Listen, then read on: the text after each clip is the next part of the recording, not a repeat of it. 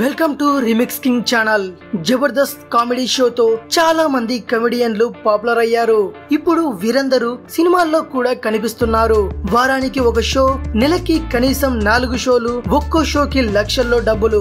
వాళ్ళు పంచే నవ్వులకి ఒక రకంగా ఆ డబ్బు తక్కువే అనిపిస్తుంది. కానీ వెండితెర పారితోషికానికి ఏమాత్రం తగ్గడం లేదు.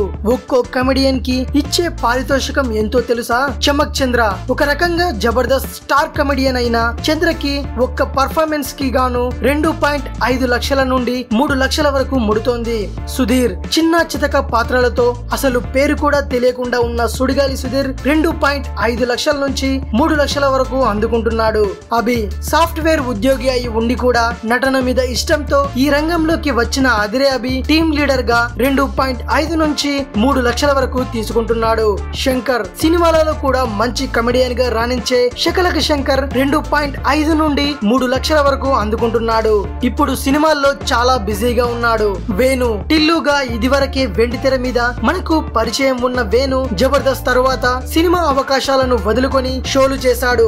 ఈయన పారితోషికం 2.5 నుండి 3 లక్షల వరకు తీసుకుంటున్నాడు. ఇప్పుడు మళ్ళీ సినిమాల్లో బిజీ అయిపోయాడు. రామ్ ప్రసాద్ అటో పంచుల రామ్ ప్రసాద్ జబర్దస్త్ తోనే తన కెరీర్ మొదలు పెట్టాడు. టీమ్ లీడర్ కాకుండా తనకున్న కామెడీ టైమింగ్ తో జబర్దస్త్ లో కీలకంగా మారిపోయాడు. ఇతనికి 1 నుంచి 1.8 లక్షల వరకు అందుతాయి. శ్రీను గెటప్ సీను పేరుతో జబర్దస్త్ కమల్ హాసన్ గా పేరు తెచ్చుకున్న శ్రీనుకి 1 నుండి 1.8 లక్షల వరకు అందుతాయి.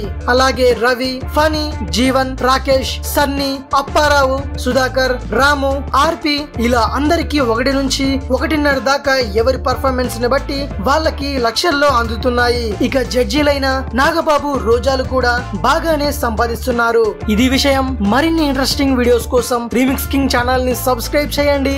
మరో వీడియోతో మీ ముందుకు వస్తాను. అంతవరకు సెలవు.